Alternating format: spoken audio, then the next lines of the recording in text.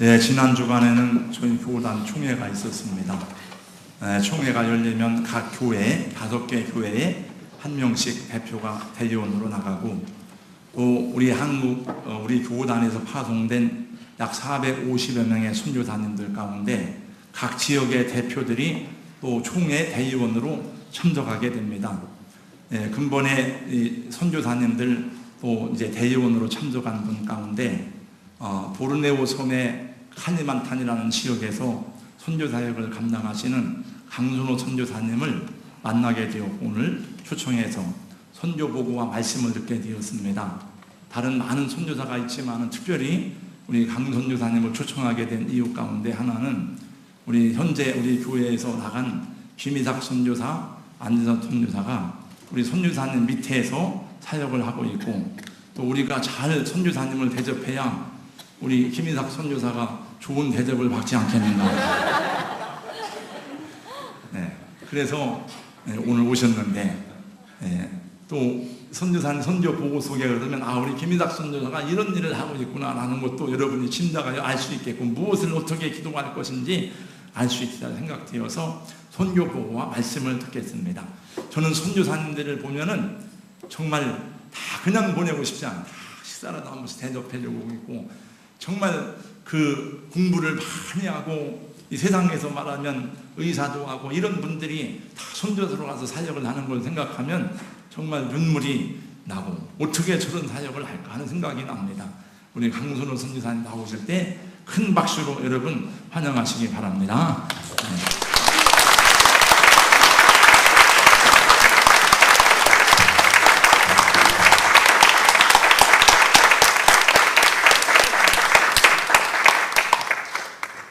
할렐루야. 아멘. Saya bersyukur kepada Tuhan karena Tuhan sangat mengasihi saudara sekalian, juga saya menyampaikan firman Tuhan kepada saudara sekalian. 사도 시작 diberkati. 아멘. 욕했는데 아멘 하세요. 성가대 뽑을 때 다 음대 출신으로 뽑습니까? 아니세요? 김이삭 선교사님이 제가 인도네시아 떠나기 전에 가서 꼭 안부를 전하라는 지령을 받고 왔습니다. 지금 잘 지내고 계시고, 굉장히 김이삭 선교사님이 언어의 달란트가 있는 것 같아요.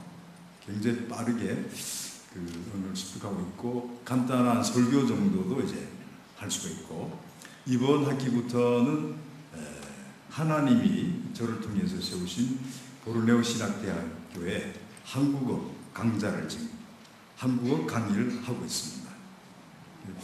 대부분 여자분들이 언어가 빠른데 이 친구들 반대로 사모님이 조금 늦더라고요. 기도해 주세요. 굉장히 말씀 중에 하면 굉장히 사모님이 언어 때문에 좀 힘들어 하시더라고요. 남편은 잘 하는데 본인이 좀 느리니까.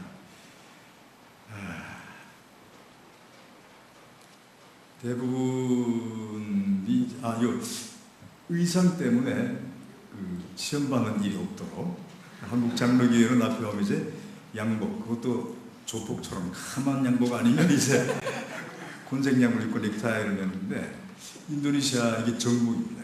굉장히 비싼 거고, 제가 또 영주권이 있고 내년쯤 시민권이 나올 것 같아요. 그래서 피는 한국 피, 한국 족속의 피지만 또 인도네시아 뭐를 어떻게 하든지 어쩌든지 사랑을 하려고 애를 쓰다 보니까 그들이 사랑하는 복장을 입게 되고 그렇게 합니다. 이건 사실 인도네시아의 정복입니다. 대통령이 연두 기자회견을 할 때도 이런 옷, 이거보다는 싼 옷을 입고 대통령이 이렇게 특별히 젊은이들 가운데 이제 선교사들에게 종종 물론 질문이 있어요. 어떻게 선교사로 나가게 됐죠? 궁금하시죠, 그죠? 연세가 안 드신 분이 연세 드시고, 저쪽 피아노 친 자매님, 저한테 한번 물어볼래요? 어떻게 선교사로 나가게 됐어요? 네가 안 나가니까 내가 나갔지. 참 많은 예수 믿는 사람들이 이중적인 삶을 살고 있다라고 저는 생각해요. 선교에 대해서 막 기도하고 부르짖고 그렇게 하는데 선교사를 안 나가요. 또 별 관심도 없고 기도의 중요성에 대해서 그렇게 강조하고 또 본인도 그렇게 느끼면서 기도를 안 해요. 맨 아침에 또 기도하고 성경 읽으라고 그렇게 다른 사람이 얘기 안 하냐, 다른 사람이 얘기하는데 본인은 안 하고 그런 그리스도인을 향해서 건강하지 못한 그리스도인이라 그렇게 얘기를 하죠. 구약 성경에 보면 쇠말한 말이 많이 나와요. 특별히 그 신명기 6장 4절 보면 쇠마. 저도 신학교 다닐 때 그 쇠마라는 말의 뜻을 듣는다, 들으라. 우리 한국 성경에서 들으라 이렇게 돼 있어요. 그런데 그 원래 뜻은 쇠마라는 말이 그 뜻은 듣는다는 말과 행한다는 말이에요.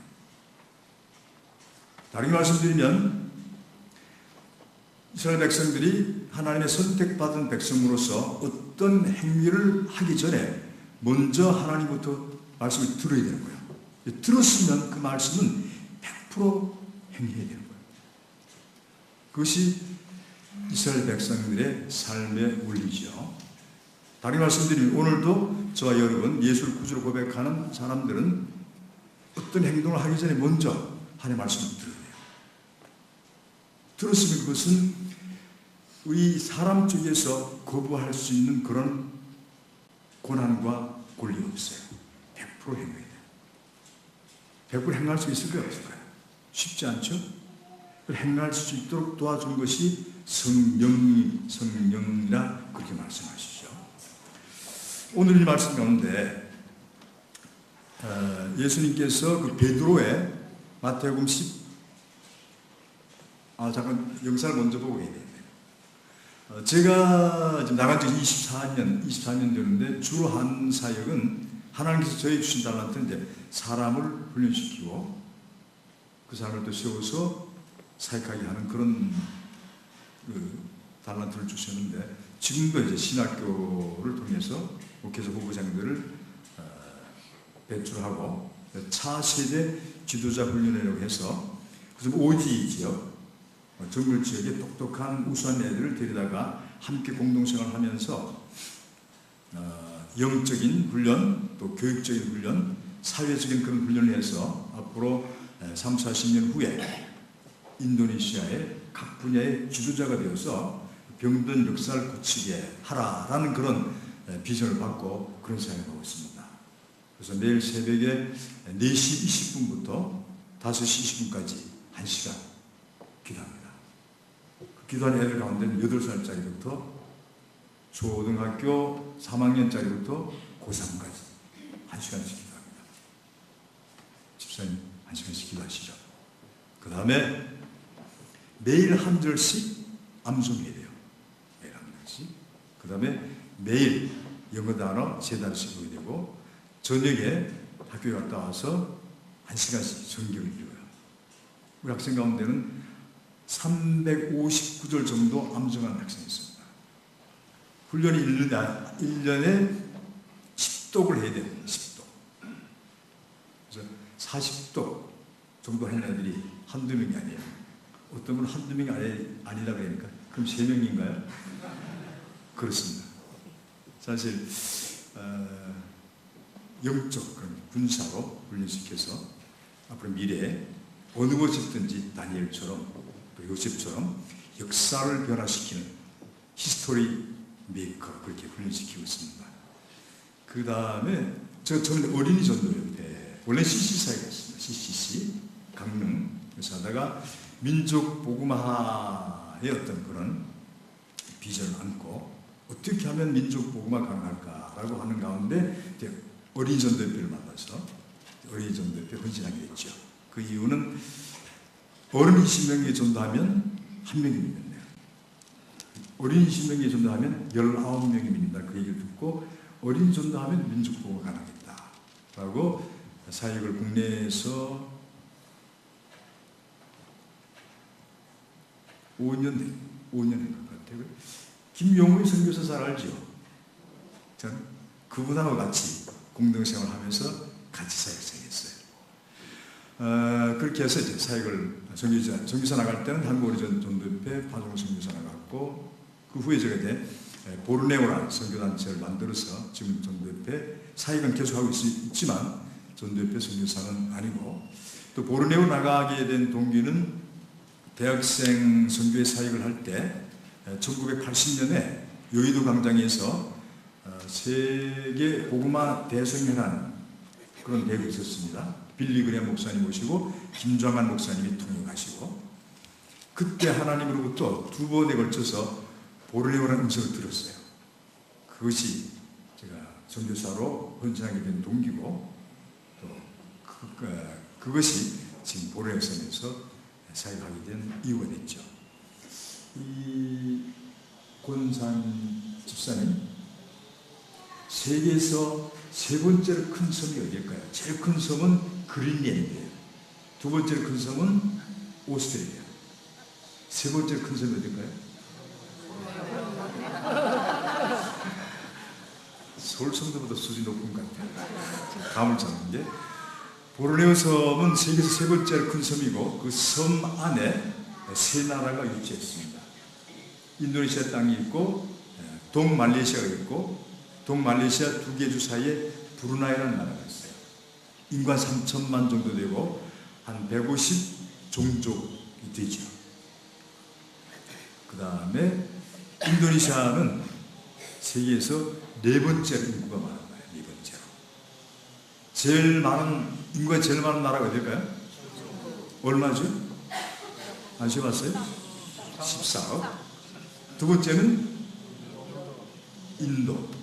근데 한국의 대부분 성도들이 인도네시아와 인도를 구분을 잘 못하더라. 인도네시아와 인도는 다른 나라예요. 인도는 영어로 하면 인디아 그렇게 얘기하죠. 얼마 정도 될까요? 인구가 지금?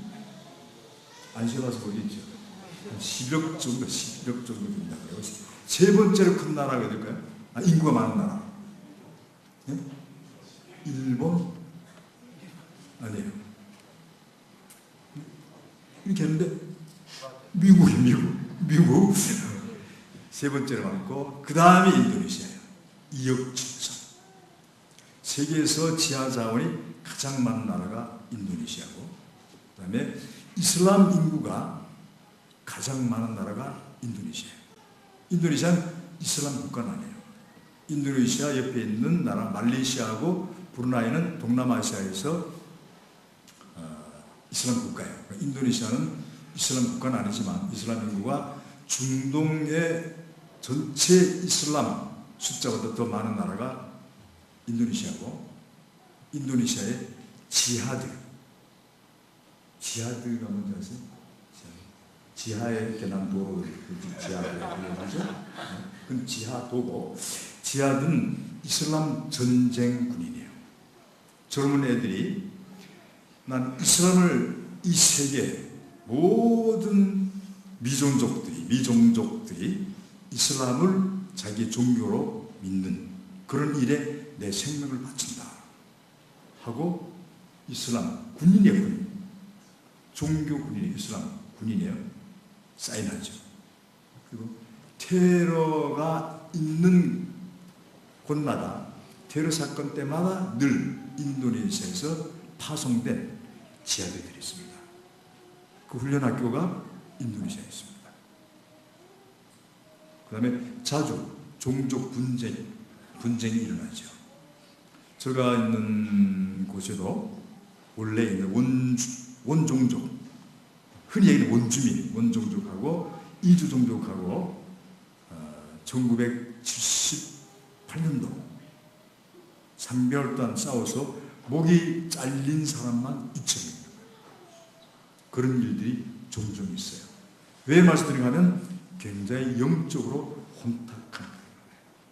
자, 그러면 지금 제가 사역하고 있는 영상을 잠깐 보도록 하겠습니다.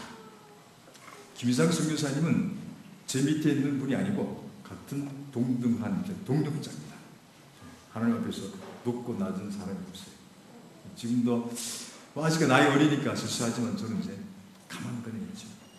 나와 같은 동력자에 동등한 그런 선교사니까 제가 보도록 하겠습니다.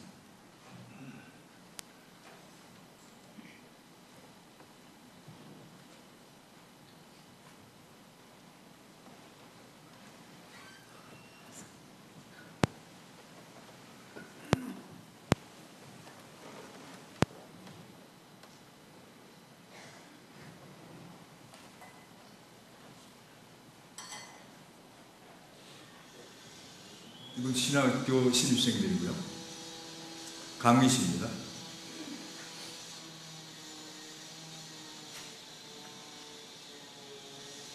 산돼지죠?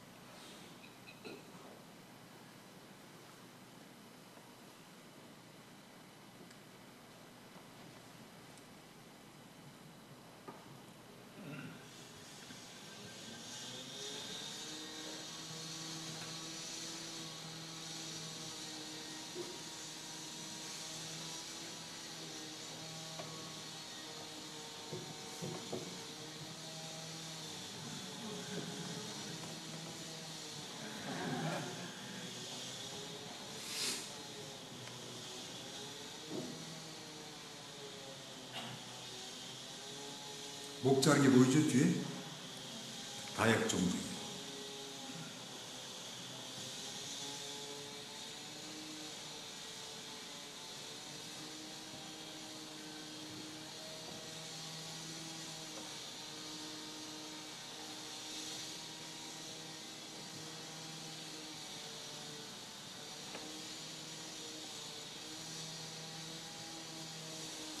매년 저희 한 3만 명 정도를 저희 전도하고 있죠.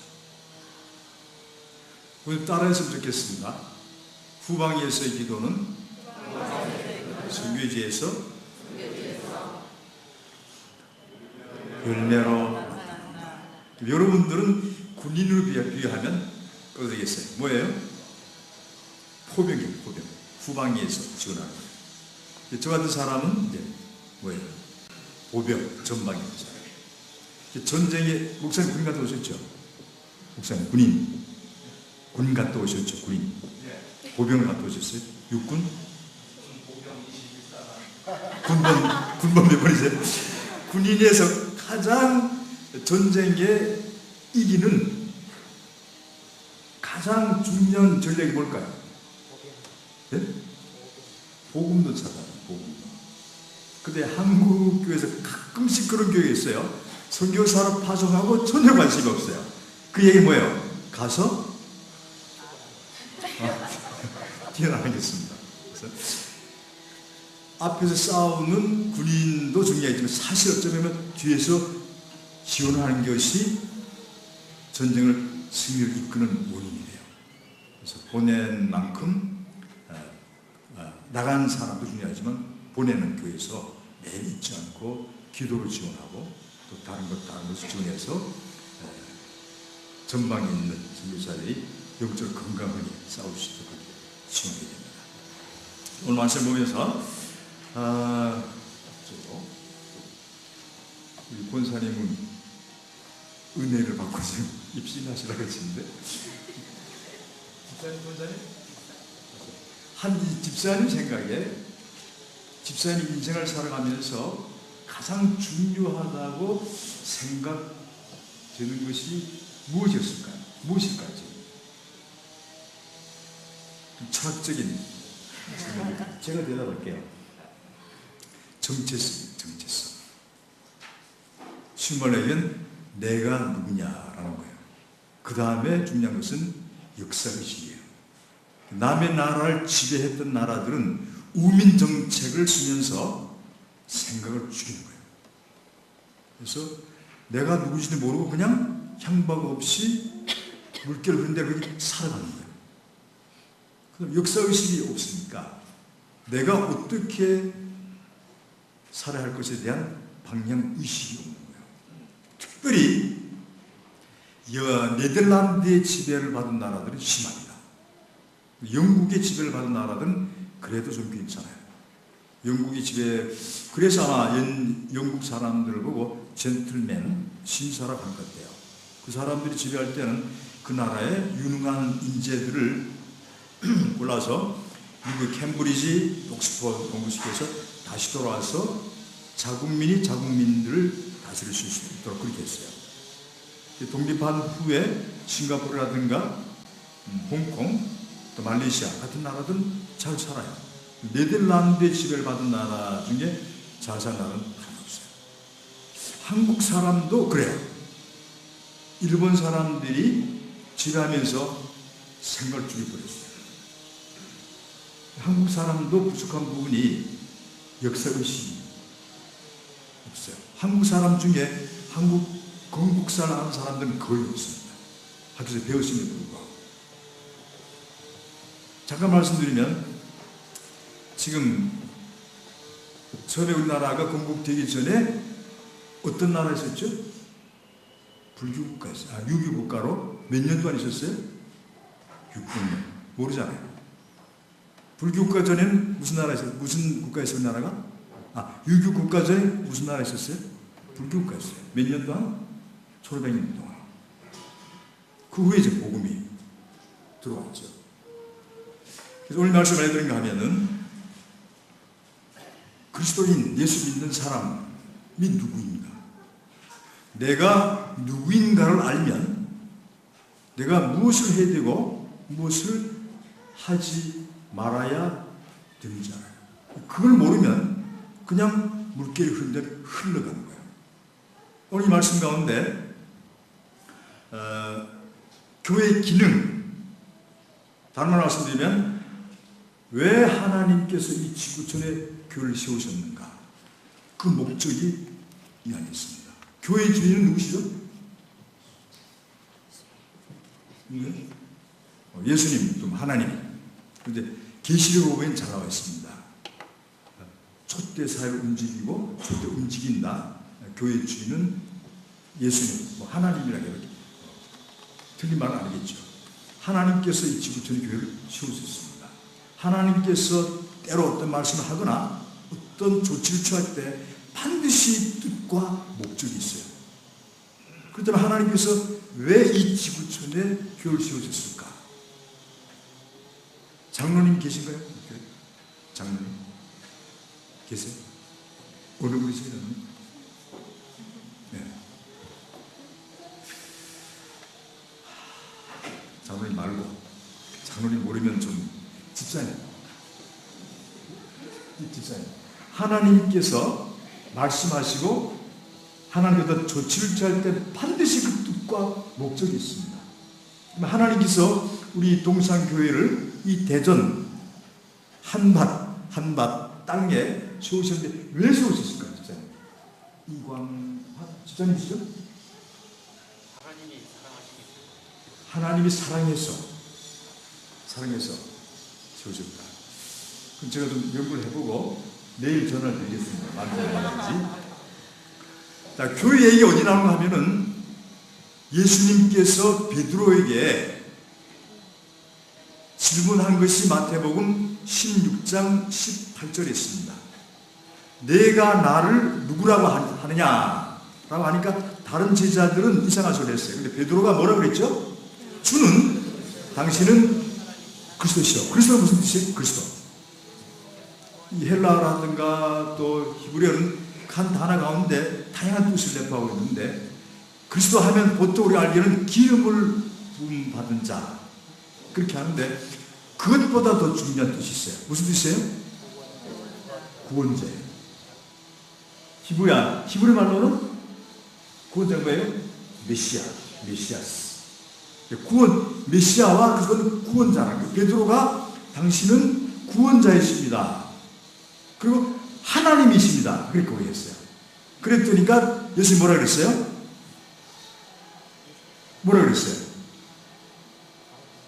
베드로가 예수를 봤을 때 그분의 신앙 고백이고 그분이 알고 있는 예수를 보낸 거예요. 당신은 이 땅에 잠시 잠깐 살 수 있지만 하나님입니다. 하나님의 아들 그리고 구원자이십니다. 그렇게 고백했더니까 예수님께서 뭐라 했어요? 너의 신앙 고백 위에다가 내 교회를 세우겠다. 그 교회는 세상에 어떤 권세도 교회 권세를 이길 수 없다. 그렇게 했어요. 현대말로 표현하는. 이것이 이제 예수님께서 베드로에게 처음 교회라고 그렇게 가르친 거예요. 그때는 교회 기능에 대해서는 얘기하고 있지 않았어요. 얘기를 하지 않았어요. 예수님께서. 오늘 마태복음 이 말씀은 교회의 기능. 다시 말씀드리면 하나님께서 왜 이 지구촌에 교회를 세웠는가 하는 답이에요. 우리가 보통 한국교회에서 얘기할 때 마태복음 28장 18절에서 20절까지 뭐라 그러죠? 지상 명령. 틀린 얘기는 아닌데 영어로 보면 Great Commission 있습니다. 커미션은 군대에서 군대 장성들이 부하 직원들에 명령한 거예요. 커미션을 얘기해요. Great는 가장 위대한 그 위에는 없어요. 그 위에는 위대한 명령을 하시면서 위대한 명령을 하기 전에 그 제자들에게 예수님이 누구인가를 다시 재조명해 주는 거예요. 뭐라고 되어 있습니까? 장면 18절 뭐라고 되어 있어요? 한번 읽어보시겠습니까?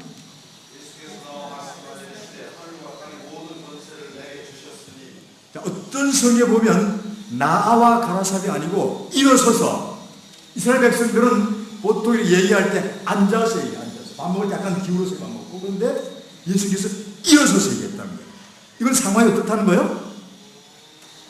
보통 앉아서 얘기하는데 갑자기 예수님께서 일어서서 얘기했다는 얘기는 그 상황이 어떻다는 얘기예요. 네? 중요하다. 또 시급하다. 그런 상황이에요. 그러면서 하신 말씀이 내가 하나님이다 그런 얘기야. 하늘과 땅에 권세를 가진 자는 하나님밖에 없어요. 내가 하나님이라는 거예요. 지금 우리가 생각하고 있는 우리 개념 속에 하나님하고 그때 유대인들의 하나님 개념은 틀렸습니다. 우리는 때로 농담할 때도 하나님이라는 단어를 가지고 농담을 해요. 개콘에서 벼락 맞을 짓을 하는 거지. 그 당시에 유대인들은 하나님이라고 감히 부르지 못했어요. 그 하나님이라는 말을 들으면 납작 엎드렸어요. 엎드리고 고개를 들지 못했어요. 왜 그랬을까요? 하나님의 권세 인자예요. 하나님 앞에서 고개를 들 자가 없는 거예요. 이 당시엔 로마 이스라엘 백성들이 로마의 지배를 받고 그런 상황이니까 유대인들의 문화를 배경으로 하고 예수께서 말씀하신 거예요. 너희는 지금 내가 말하는 똑똑히 쳐다보고 말을 듣지만 사실은 너희들이 내가 하나님인 것을 안다면 무릎 꿇고 고개 숙이고 주여 말씀하시옵소서 내가 듣고 행하겠나이다. 그런 분위기라는 거예요. 그 다음에 뭐라고 했죠? 왕이라는 말이 나오죠. 다시 말씀드리지만 이스라엘 백성 그 당시에는 어디에 지배를 받고 있었어요? 로마 왕국의 지배를 받고 있었습니다. 우리 옛말도 지미법이요 그런 얘기 있었어요. 왕이 얘기하면 그것이 법이에요. 어떤 누구도 왕에 대해서 대항하거나 대적할 수 없었어요. 누구한테 살왕도 호를 막대기를 내밀지 않았는데 아내가 왕 앞에 오면 바로 죽입니다. 그런 상황이었어요. 예수님께서 내가 하나님이고 내가 만왕의 왕인 내가 너에게 명령한다. 이건 뭐예요? 100% 순종할 수밖에 없는 그런 위대한 명령이에요. 자, 그 명령이 19장 19절 20절 보면 네 가지 동사를 해서 네 가지 동사. 즉 가라, 세례 주라, 제자를 삼아라, 가르쳐 지켜라. 이것을 더 압축하면 두 가지입니다. 전도와 뭐예요? 제자 삼는 거예요. 전도와 하나님 말씀으로 양육이에요. 더 그것을 압축한 뭐예요? 선교예요. 하나님께서 이 지구촌의 계획을 세우신 목적, 그 뜻은 진짜 뭐예요? 사랑해서 그렇게 하지만서도 주님께서 하실 때는 뭐예요? 선교예요, 선교. 그렇다면 하나님께서 교회를 통해서 이 세상을 변화시키는 거예요. 이것도 교회예요. 그러나 실제 성경에서 얘기하는 것은 구원받은 사람이 교회예요. 에클레시아. 에클레시아 무슨 뜻일까요? 어둠의 권세에서, 사탄의 권세에서 구원받은 자. 하나님께서 우리 동산교회를 이곳에 세워주신 것은 다른 이유가 없어요. 이 교회를 통해서 복음이 전파되어야 되고, 복음을 듣고 예수 믿고 구원받은 사람은 하나님의 말씀으로 양육하고 가르치죠. 그 말씀을 지키게끔 해서 온전한 사람이 되게끔 하는 일이 이 교회의 기능입니다. 디모데후서 3장 15절, 16절, 17절 보면 왜 하나님께서 사람에게 말씀을 주셨는가 하는 것이 똑똑히 기록되어 있어요. 15절 보면 구원을 받기 위해서, 16절 보면 말씀을 통해서 변화가 돼서 17절에 온전한 사람이 되기 위해서. 히브리서 4장 12절 보면 하나님의 말씀에 대한 정의가 기록되어 있죠. 히브리서 4장 12절. 하나님의 말씀은 살았고 운동력입니다. 살았고 운동력. 그 뒤에 날쌘 검처럼 그 얘기는 운동력, 파워, 힘이 있다는 것을 설명해 주는 거예요. 하나님의 말씀이 살았다는 것은 하얀 백지에 쓰여진 글자가 아니고 하나님의 말씀 그 자체가 인격처럼 인격체. 그러니까 우리가 하나님의 말씀을 읽는다라는 것은 틀린 거예요. 잘못된 변형. 하나님과 교제한다는 거예요. 하나님의 말씀은 인격체. 그 말씀이 능력이 있는 거예요. 그 말씀은 산업을 변화시킬 수 있는 그 능력이 있는 말씀. 이것을 가르치는 거예요. 에밀 브루스라는 분이 얘기하기를 불이 타지 아니하면 불이 아니듯이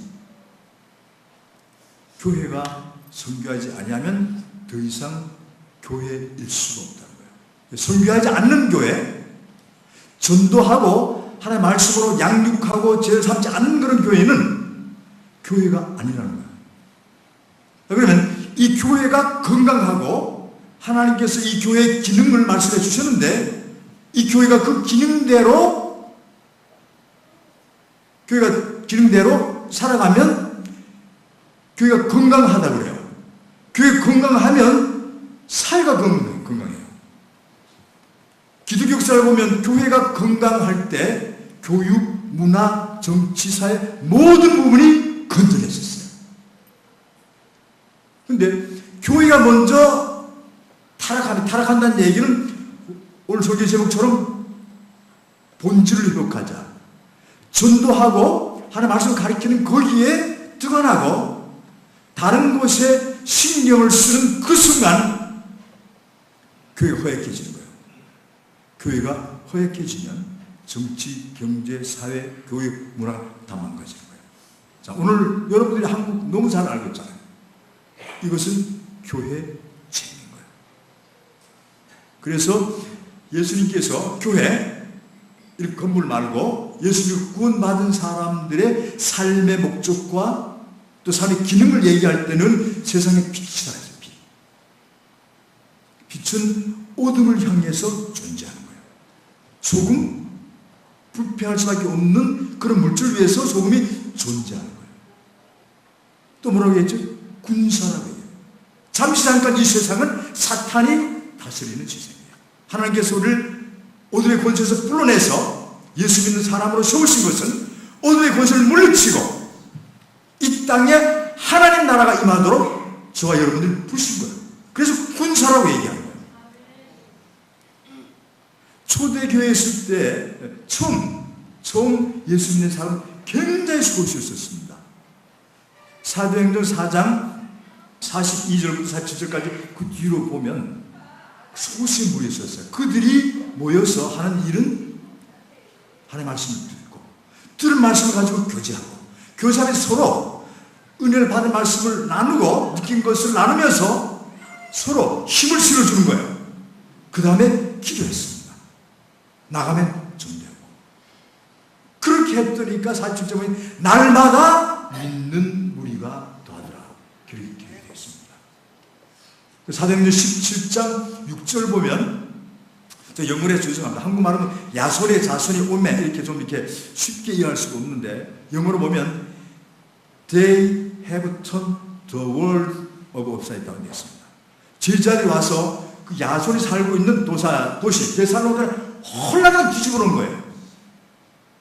몇 사람 안 되는 예수 믿는 사람들이 그 데살로니가 도시에서 예수가 주라고 선포하고 너희들이 죄냐고 그렇게 가르쳤더니까 그 사람들이 예수 믿고 주님으로 돌아온 거예요. 도시가 홀딱 뒤집어졌습니다. 소수의 그리스도인들이 복음을 전파하고 예수를 전했으니까 도시가 뒤집어진 거예요. 이것이 교회의 기능이에요. 어느 곳에 예수 믿는 사람이 어느 곳에 있든지 그 있는 곳이 변화가 되어야 되는 거예요.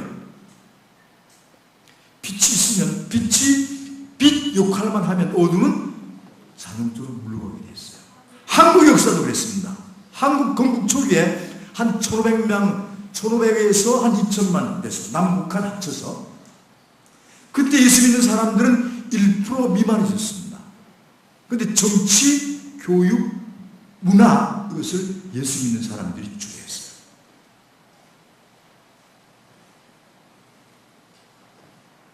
오늘 한국 교회를 보면서 손가락질도 하고 정치인들 손가락질도 막 그렇게 하는데 이것은 그분들 잘못 이전에 한국 교회가 건강하지 못한 거예요. 국회의원이 지금 300명 가까이 돼요. 300명 가까이. 천주교 교회합해서 60% 정도가 예수 믿는 사람입니다. 어쩌면 10% 정도만 건강한 예수 믿는 사람이 국회 안에 있으면 국회가 변화됩니다. 참 제가 창피한 얘기인데 이름 얘기 안 하겠습니다. 제가 잠깐 TV를 봤어요. 그 케이블 방송인가요? 같은 교회 한 분은 장로님이에요. 한 분은 집사님이에요. 그 집사님이 얘기를 하는데 이름을 얘기하면서 장로님과 저는 같은 교회에 있는데 그분이 저보다 술을 훨씬 잘 먹습니다.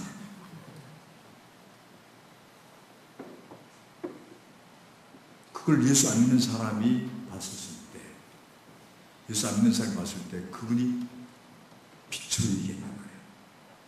교회가 타락하면 교회, 예수 믿는 사람들이 천문을 막는다고요. 그리고 가르치는 자들, 목사를 포함해서 성경 가르치는 자들은 성경을 가르치는 거예요. 성경의 핵심은 누구예요? 진짜 성경이 하는 것은 뭐예요? 예수이지. 말씀, 예수예요. 예수 얘기가 성경 얘기예요. 예수 얘기는 교회에서 들을 수밖에 없어요. 또 교회 오는 사람들은 예수 얘기 들으려고 오는 거예요. 아멘? 그런데 오늘날 제가 경험한 거예요. 제가 오래전부터 한국에 들어오면 휴게에서 뜨는 목사들, 유명하다는 목사님들의 설교 테이프를 제가 구입해서 가요.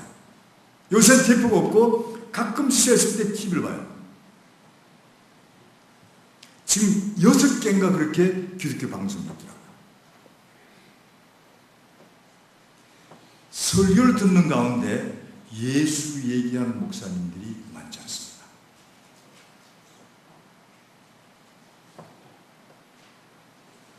다시 말씀드리면 여러분이 여기서 예배드리러 온 것은 찬송하고 기도하고 헌금하고 광고, 이것은 사람 쪽에서 하는 게 드리는 거예요. 이건 안 해도 괜찮아요.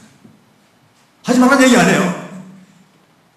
이것보다 더 중요한 것은 교회에서 하나님 말씀 듣는 거예요.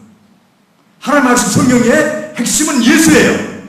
이 예수는 다른 곳에 가서 들을 수가 없어요. 그런데 강단에서 예수 얘기 안 하는 거예요. 사도행전 보면 바울이 주보다 성경에 대해서 실력이 더 있는 사람, 성경 가르쳤던 사람이에요. 바울이 성경 가르치는데 박사예요. 지금의 신학 박사고 신학 학장이에요. 얼마든지 구약 성경을 가지고 유대인들에게 이방인 가르칠 수 있어요. 사도행전 보면 처음부터까지 설교할 때마다 가르칠 때마다 바울은 예수 얘기밖에 안 했어요. 예수 얘기했었을 때 뒤집어진 역사가 나타나요. 바울이 고백한 게 있어요. 아테네에 가서 그가 배웠던 철학을 얘기했어요. 철학과 예수 이런 얘기했어요. 다 졸고 앉았어요. 얼마나 바울이 얘기를 잘했겠어요. 그런데 다른 것으로는 죽었던 영혼을 살릴 수가 없는 거예요. 오직 예수로만. 자, 그럼 여러분들이 지금 건강한 그리스도인으로 살아가는가? 그렇지 않은가? 짧은 시간이지만 한번 진단해 보길 바라요. 여러분이 건강하지 아니하면 여러분은 천국문을 막는 그런 자가 돼요. 그래서 어떤 분 얘기하기를 교회는 세상을 향해서 전투선으로 만들었다 그래요. 네. 세상을 변화시키라. 가서 제자 삼아 세상을 변화시키라는 얘기죠. 빛으로, 소금으로, 그것의 향기로, 그것의 군사로, 그것의 편지로, 그것은 세상을 변화시키라는 그런 기능입니다. 그런데 교회가 질적인 양쪽으로 부흥하면, 그건 부흥이 아니죠. 양이 많아지면 교회가 유람선으로 바뀌어지더라고요. 교회 안에서 뜨거워요. 교회 밖에 나가면 예수 믿는 사람들이 가정과 직장을 사이에서 영향을 끼치지 못해요. 손가락질 받아요. 다시 말씀드리지만 건국 초기에 예수 믿는 사람들은 존경받았습니다. 제가 어렸을 때만 해도 목사님이 지나가면 동네 사람들이 고개를 숙였습니다. 지금 목사님들이 사회 가운데 어떤 대를 받는가를 여러분들이 알고 있어요. 무엇 때문에? 건강하지 못하니까. 교회가 세상의 바이러스에게 감염이 된 거예요. 자, 여러분 지금 영적 건강한가? 건강하지 아니한가? 우리가 진단할 수 있는, 스스로 신앙 진단할 수 있는 방법을 말씀드리겠습니다. 여러분 생각과 마음이 무엇으로 가득 차 있는지. 예수로 가득 차 있으면 예수를 가졌다는 얘기는 예수의 권세, 예수님이 그 파워, 하늘과 땅을 만드시고 다스리는 그 예수의 권세가 여러분 생각과 마음에 가득 차 있다는 얘기예요. 그러면 건강해요. 그런 사람이 어디 가든 하나님께서 그 사람을 통로 삼아서 세상을 변화시킵니다. 다른 말로 얘기하면 성령으로 충만하다고 그렇게 얘기해요. 성령 충만은 예수를 충만해요. 그럼 예수 충만은 뭘 충만해요? 하나님의 말씀으로 내 생각과 마음이 가득 차 있으면 하나님의 말씀은 살아있고 인격적이고 능력이 있어서 내 생각을 바꾸고 내 마음을 바꾸고 내 삶을 바꾸는 거예요. 예수 같은 삶을 사는 거예요. 예수 같은 삶. 예수가 나의 주인이기 때문에 갈라디아서에서 보면 지금까지는 또 에베소 2장 11절 보면 그때에는 너는 그래서 밖에 있었다. 그 얘기는 내가 내 삶의 주인이 돼서 내 마음대로 내 속에 옳은 대로 살아가는 거예요. 향방 없이 목적의식 없이 어디를 가는지 모르고 그렇게 살아가는 거예요. 그런데 에베소 2장 13절 보면 그러나 지금은 주인 맡긴 거예요. 예수가 내 삶의 주인이 살아가는 거예요. 예수는 하나님이에요. 하늘과 땅을 만드시고 다스리는 능력을 가지신 그분이 예수님이세요. 그분이 우리 안에 있다면, 그분이 우리와 함께 같이 산다면, 그분이 끝날까지 우리와 함께 한다면, 우리가 다른 짓을 안 해도 내 안에 계신 예수가 나를 통로 삼아서 세상을 변화시키는 거예요. 나 자신을 변화시키는 거예요. 이런 삶을 여러분이 지금 살고 있는 거예요.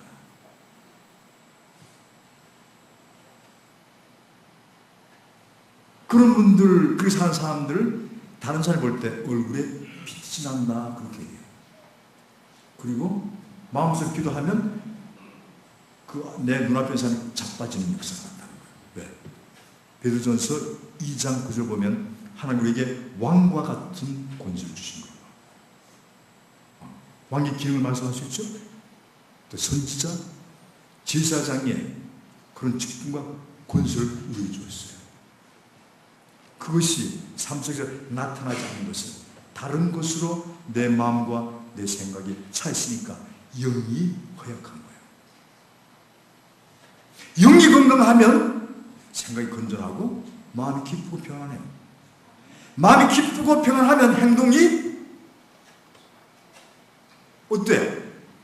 건전하고 도덕적이고 윤리적이고 깨끗해요.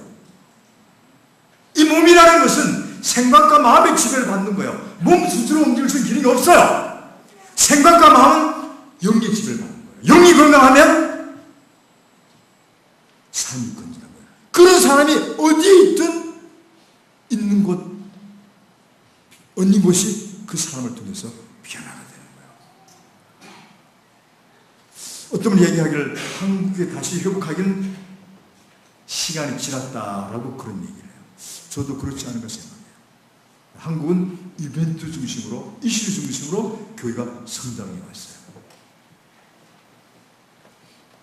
지금 요새 예배, 선교도 솔직히 이제 한물로 갔어요. 교회에서 별로 선교에 대한 관심이 없어요. 예배만 초점하죠. 이제 한국 교회가 회복되려면 한국 교회를 얘기하기 이제 여러분들이 생각과 마음의 말씀으로 가득해. 지금 여러분들이 솔직한 얘기지만 신앙을 지키려면 순교의 각오를 하지 않으면 신앙을 지킬 수가 없습니다. 60년대, 70년대 사이가 그나마 건전했어요. 지금 교회 예배 끝나고 나가면 모든 그런 어떤 문화와 분위기와 환경이 죄를 지을 수밖에 없는 그런 나라가 되는 거죠. 한국에 올 때마다 제가 감사하는 것이 있어요. 선교지에 가 있는 것이 난 너무 행복하다. 저도 많은 목회자로 한국에서 어떤 교회를 목회하면 내 신앙을 목회하기 전에 내 신앙을 지킬 수가 있을까? 답을 잘 못하겠어요. 그래서 최소한 물질에, 우리는 11조 하면 물질에만 11조, 소득이 11조, 경제적인 부분만. 그렇지 않아요. 시간에 11조 드려야 되고 삶에 11조 드려야 돼요. 우리 장로님 오늘 하루 몇 시간 받으셨어요? 주님으로부터 몇 시간 받으셨어요? 오늘 하루? 오늘 28일? 24시간. 11조, 10일 떼면 얼마예요? 10에 1을 떼면 11조 얼마, 시간 11조 얼마 되죠? 2시간. 2시간은 성경 보고, 기도하고 성경 보는데 드려야 돼요. 드린다는 자체가 우리가 하나님께서 우리에게 말씀을 주신 것이 우리를 위해서 주신 것이지 하나님 자신을 위해서 주신 말씀이 아니잖아요. 그걸 하면 장로님 영적 건강해지는 거예요. 건강해지면 어느 곳에 있든지 빛이 나도 사람이 달라지는 거예요. 작년에 재작년이군요. 우리 교단 목사님 양승문 목사님 교회 가서 전도에 대해서 얘기했어요. 바울의 고백을 얘기하면서 바울의 고백 우리 고백이 되어야 된다 라고 얘기하면서 고린도전서 9장 16절 뭐라고 되어 있죠? 내가 복음을 전하는 것은 마땅한 일인 거예요. 주님께서 나를 구원해 주신 것은 복음을 전하면서 증인의 삶을 살려고 나를 구원했다 그렇게 고백해요. 그런데 내가 만일 이 복음을 전하지 아니하면 뭐를 했어요? 나에게 저주가 있길 바란다. 그 얘기는 내가 복음을 전하지 않고 산다는 것은 증부유기라는 거예요. 오늘도 그 얘기를 말씀드리고 싶어요. 여러분에게 도전하고 싶어요. 매일매일 전도하지 않고 산다면 주님 내 영혼을 거두어 주세요. 그게 차라리 옳은 길이에요. 여러분을 통해서 때를 얻든지 못 얻든지 복음을 전하라고 오늘 하루의 삶을 연장해 주셨는데 그걸 하지 않고 산다면 살아야 할 이유가 없는 것이죠. 한번 따라합시다. 이 말씀에 순종하고 고백하는 그런 마음으로 따라합시다. 하나님, 오늘부터 내가 전도하지 않는다면 내 영혼을 거두어 주세요. 아멘. 아멘이 무슨 뜻인지 아나요? 아멘이 무슨 뜻인지 아세요? 그렇다는 얘기잖아요. 그렇게 되길 원하세요? 빨리 돌아가시고 싶어요? 웃자고 하는 얘기가 아니에요. 바울의 신앙 고백은 저와 여러분들의 신앙 고백이 되어야 돼요. 하나님께서 바울을 부르신 것은 바울을 통해서 복음이 전파되죠. 증인의 삶을 살도록 했는데 그게 관심이 없고 다른 데 관심이 있다면 그것은 건강한 그리스도인이죠. 말씀하시면서 로마서 10장 11절부터 쭉 보면 누구든지 예수 그리스도를 주라고 부르면 그는 구원을 받을 것이다. 아멘이시죠? 누구든지 예수 그리스도를 나의 구주로 고백하는 사람은 구원받을지. 그런데 그분이 고백하기 전까지는 어떤 과정이 필요해요? 뒤에 듣지 않고 어떻게 그것을 구주로 고백하겠느냐. 그래서 어찌하여 세 번 나옵니다. 여러분과 제가 복음을 전하지 않는다면 어떻게 그 사람들이 복음을 들을 수 있겠어요? 복음을 듣지 못하고 어떻게 그리스도를 주라고 고백할 수 있겠어요? 주라고 고백하지 않는 자가 어떻게 주님의 자녀가 되느냐 말이에요. 한 사람의 잃어버린 영혼을 구원받기 위해서는 한 사람의 거듭난 신자가 부르짖어야 되는 거예요. 그것 때문에 우리가 사는 거예요. 사도행전 1장 8절 말씀 보면 따라할까요? 다 외우시죠? 사도행전 1장 8절 오직 성령이 너희에게 임하시면 그렇게 읽지 말고 이미 과거 완료형으로 끝난 거예요. 과거 완료형으로 끝났죠? 오직 성령이 나에게 임하셨으니 내가 권능을 받았고 예루살렘과 사마리아와 온 유대산 땅끝까지 이르러 증인이 되었다는 거예요. 오늘 우리가 이 땅에 사는 것은 예수 그리스도의 증인으로 사는 거예요. 다양한 직업이 있을 수 있어요. 그러나 예수님께서 우리를 구원하신 그 목적과 예수님께서 우리가 살아야 할 이유와 그 의미는 증인으로 살아라는 거예요. 유대인들을 그렇게 택했듯이 축복의 통로로. 여러분이 아멘 해야 됩니다. 주님이었어요. 지금 살지 아니하는 것은 죽는 이유예요. 바울의 고백대로 것은 빨리 저주받아 죽는 게 낫다는 거예요. 마지막으로 한 말씀만 마치겠습니다. 웨이기라는 선교단체가 세계적으로 많은 선교단체가 있는데 웨이크하고 OMF가 오래됐고 건전한 선교단체입니다. 웨이기라는 선교단체를 세우신 분이 누군지 아시나요? C.T. 스투트라는 분이에요. 이분은 왕손입니다. 영국의 왕손이고 캠브리지 대학 다녔습니다. 우수한 성적을 A 플러스 우수한 성적을 받았고 그가 졸업하면 그 학교의 교수로 이미 내정이 되었어요. 그리고 영국의 그 사람들이 가장 좋아하는 운동 뭔지 아세요? 크리켓. 그리고 잘생겼다고 해요. 그런 사람이 있었어요. 장래가 보장된 그런 청년이 있었어요. 어느 날 미국에서 무명의 전도자가 와서 복음을 전했어요. 설교행이 아니고 복음을 전했어요. C.T. 스터드가 자기는 예수 믿는다고 생각했어요. 왜? 가정이 다 교회 출석을 하니까. 늘 듣던 얘기인데 그날따라 스터드가 처음 듣는 것처럼 느껴졌어요. 예수가 그리스도다. 예수가 하나님이시다. 당신은 주인이다. 예수가 당신들의 죄를 위해서 돌아가시고 살아나십니다. 이 얘기를 듣는데 시티스트가 영혼에 지진이 난 거야. 몰골 굽고 그 무명의 전도자가 예수 믿는 사람 손 들고 앞에 나오라 했을 때 앞에 나왔어요. 헌신했어요. 그리고 그가 고백하기를 예수 그리스도가 나를 위해 죽으시고 사신 것이 사실이라면 나는 어떠한 희생도 그것이 주님 앞에서는 희생이 될 수가 없다. 그렇게 해서 졸업과 동시에 아프리카를 나갔습니다. 죽을 때까지 아프리카에서 사역하면서 수많은 잃어버린 영혼들이 주님 앞에 돌아왔습니다. 연 목사님이나 저나 시티스 때 비교하면요, 목사님 나도 저는 한참 멀어요. 그분이 만난 예수는 자기 어떤 것보다 가장 귀한 것이 예수였었어요. 바울이 고백한 것처럼 예수는 예수 믿는 사람이 똑같은 예수님이에요. 그런데 여러분들에겐 그 예수님이 어떤 분이세요? 주일 낮에 잠깐 나와서 예배를 찬양을 드려주는 예수님이고 오후엔 다른 일 바빠서 예배 안 나오는 있어도 되고 없어도 되는 그런 예수님이에요. 여러분 삶 속에서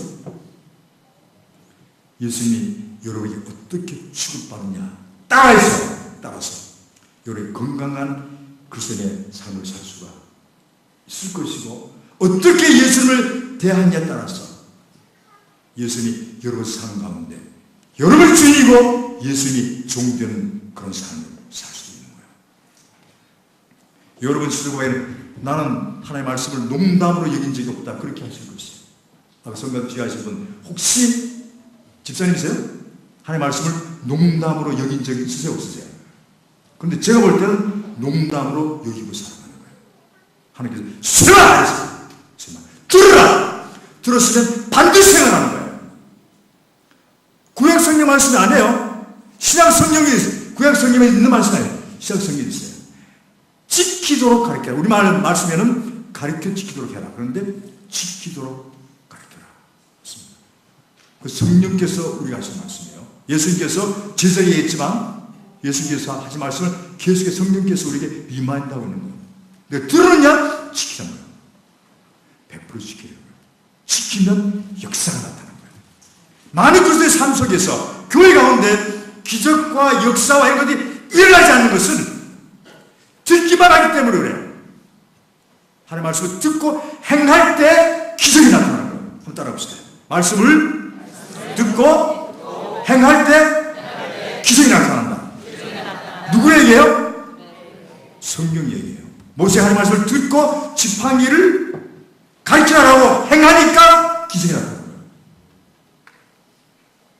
하나님이 여호수아 보고 여호수아는 수영을 못하는 사람이에요. 여호수아가 요단강을 디디면 빠져 죽는 걸 예수님이 하는 게 알았어요. 그러니까 믿음으로 건너라니까 여호수아가 자기는 그 요단강 밟아 죽어요. 환경과 상황은 전혀 동치 못하고 있어요. 근데 말씀을 듣고 행하니까 기적이 나타난 거예요. 그래서 기독교는 뭐라 그래? 행함의 종교예요. 오늘부터 가장 우선적으로 행해야 되는 거예요. 우선 행해야 되는 게 너희가 지금이다. 내가 어떤지 못했는지 복을 전해라. 이런 말씀을 제가 우리 교단 목사 했더니까 한 집사님이 아멘으로 받았어요. 농담으로 얘기하지 않았어요. 오늘 이 말씀을 듣고 여러분들이 또 가서 전도 안 하면 여러분들 하나님의 말씀을 농담으로 여기는 자예요. 농담으로. 이 집사님이 1년 동안 60명을 전도했습니다. 그 교회가 170명 되는 교회, 양승무 목사님 교회입니다. 출석인은 170명, 지금 300명이 넘습니다. 왜? 말씀을 듣고 그냥 행하는 것밖에 없어요. 전하라고 하니까 십자가에서 그냥 전했어요. 한 해, 한 분이 60명을 전도했다. 오늘도 시대와 환경과 모든 것이 변했지만 오늘도 예수님, 예전의 예수님이 오늘 예수님이시고 여러분들이 이 말씀을 듣고 지켜 행하면 여전히 하나님께서 우리를 통해서 하나님 나라를 확장해 나가고 병든 세상을 고친 역사가 있을 것입니다. 주님 약속입니다. 기회가 되면 다시 부른다면 내년에 와서 여전히 이 모양 이대로 이렇게 빈자리 있으면 여러분 하나님의 말씀을 농담으로 여기는 사람입니다. 농담으로 여긴 자는 책임이 들어야 될 거예요. 나라 국법도 왕이 내린 명령을 농담으로 여기면 집사님 어떻게 되지 아시죠? 엄청난 실수와 어떠한 범죄를 우리 삶 가운데 행하고 사는 사람이 오늘 현대 한국에 있는 그소리야라고 이렇게 생각했습니다. 말씀을 농담으로 여기는 하나님의 자녀. 그런 사람 흉내도 내지 맙시다. 하나님 시티스도 그렇습니다. 시티스의 삶이 가장 귀중하고 가장 보배로운 것이 예수였다면 나도 그렇게 살겠습니다. 그러면 시티스도를 통해서 역사했던 것이 이걸 통해서 역사가 나타날 걸로 저는 믿습니다. 왜요? 저는 하나님을 믿기 때문에 그렇습니다. 그리고 하나님의 약속의 말씀을 믿기 때문에 그렇습니다. 기도하겠습니다.